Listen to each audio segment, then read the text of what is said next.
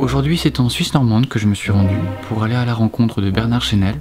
Bernard qui est le président de l'association des gens qui n'ont jamais rencontré le général de Gaulle. Bonjour. Bonjour. Didier. Denis, bienvenue à Tis. Alors vous êtes le représentant du musée général de Gaulle à Tis-de-l'Orne. Voilà, exactement.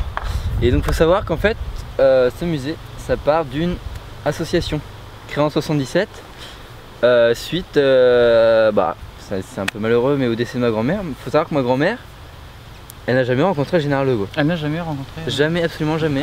Il y a des photos à la pluie. Et jamais, sur aucune photo, il y a ma grand-mère, le général de Gaulle. C'est ce qui prouve qu'elle n'a jamais rencontré. C'est vrai. Votre grand-mère qui faisait partie de l'association des parents d'élèves à l'époque. Oui, exactement. Avec Agathe et Thierry Fabre. Thierry Fabre, en effet. Thierry Fabre, ouais, qui est réputé dans le coin quand même, flair à Tis. Qui se présente à l'élection Qui s'était présenté, oui. pour la mairie. Voilà. D'accord. Alors où je vous parle, l'association compte pas moins de 400 membres. 400 membres. Voilà, donc c'est déjà énorme. Donc des membres qui n'ont eux-mêmes jamais rencontré le général de Gaulle. Ça par contre oui, on y tient vraiment. On vérifie chaque membre, on vérifie toutes leurs photos pour savoir si un jour ils ont rencontré le général de Gaulle ou pas. Et si par mes aventures quelqu'un a croisé, a dit bonjour, a rencontré le général de Gaulle, il ne peut pas entrer dans notre association, c'est juste pas possible. C'est pour vraiment entrer pour poursuivre ce que a voulu. Voilà, c'est poursuivre notre démarche, continuer dans cette lancée. Et donc en fait en 92 s'est présenté l'occasion d'avoir un local. Enfin un grand local, vu que c'était une ancienne usine qui a été désaffectée, 400 mètres carrés. Et là tout de suite avec l'association on s'est dit c'est le moment, on va se lancer, on va faire un musée. Donc voilà, toute l'association s'est mise en branle pour réaffecter le local, on a stické tous les recoins, on a vraiment fait du mieux que nous pouvions pour remettre cet endroit au goût du jour. Et donc on n'avait pas beaucoup de matière au début, mais les gens, la mairie, la commune nous a beaucoup aidés. On a été visiter quasiment toutes les personnes du village pour leur demander de nous donner des objets que le général de Gaulle n'avait jamais touchés. Et grâce à ça, en 2008 maintenant déjà, un huissier est venu et nous a donné le titre honorifique de musée qui rassemblait les choses dont le général de Gaulle n'avait jamais entendu parler ni touché. Et donc ça c'est vraiment, ça regroupe vraiment absolument que des objets qui sont certifiés. Voilà. Chaque objet passe par l'huissier en question. Il vérifie que le général de Gaulle n'y a jamais touché. Et après il nous le restitue et nous, comme c'est très précieux. Et donc vous êtes arrivé à combien de pièces à peu près? Environ 5000. 5000 pièces. 5000 tout de même, ouais. Que dans le canton d'Atis-de-l'Orne? Voilà, on est assez fiers. Ouais d'ailleurs, je voulais en parler plus tard, mais on a fait des émules.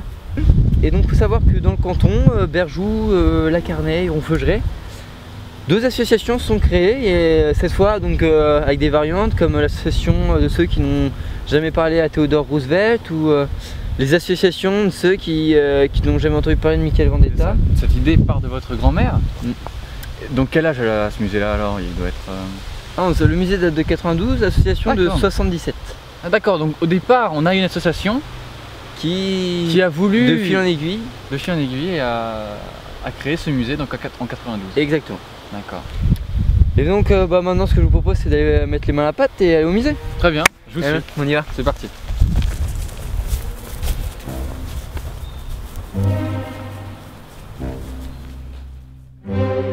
Alors que nous nous dirigeons vers le bourg d'Atis-de-l'Orne et vers sa célèbre église, Bernard me raconte de nombreuses anecdotes croustillantes sur l'histoire du général de Gaulle qui ne se sont pas passées dans les alentours.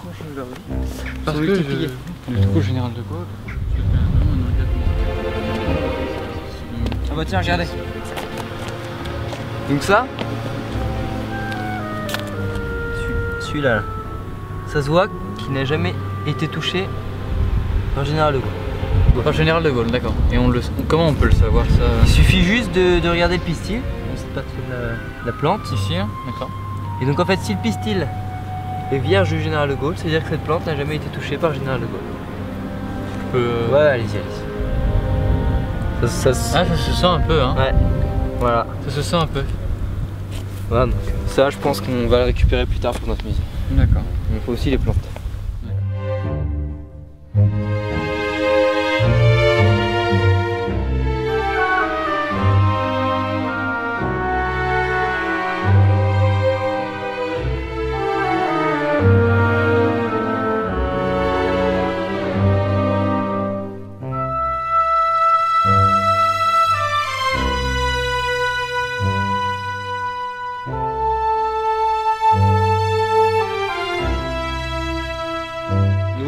d'Athis de l'Orne.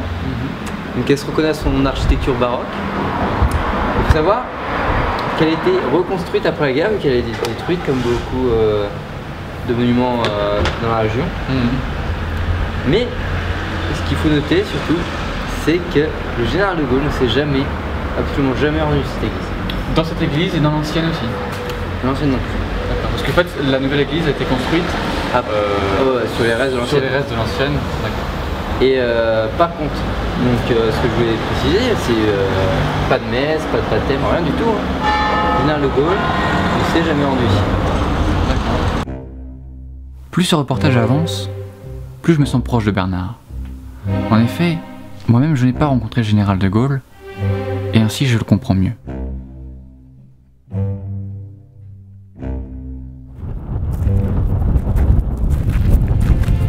Et donc là, on se retrouve dans le cimetière d'Athis de l'Orne, et cimetière qui est officiellement le cimetière où le général de Gaulle n'a pas été enterré.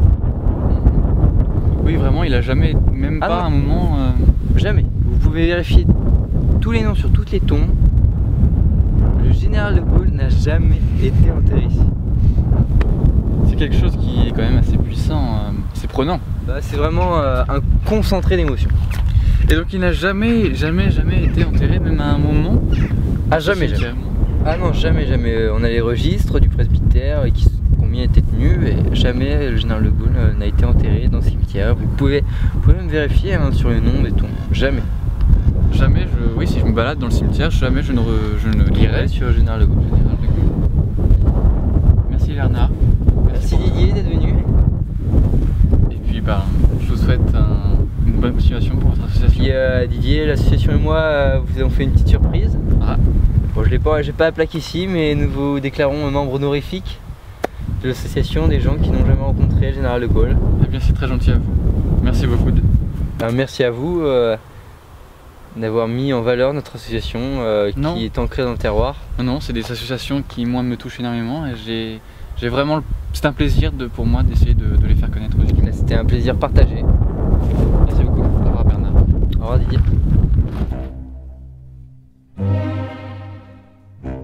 Le général de Gaulle n'est jamais venu à Athis de l'Orne, c'est une certitude.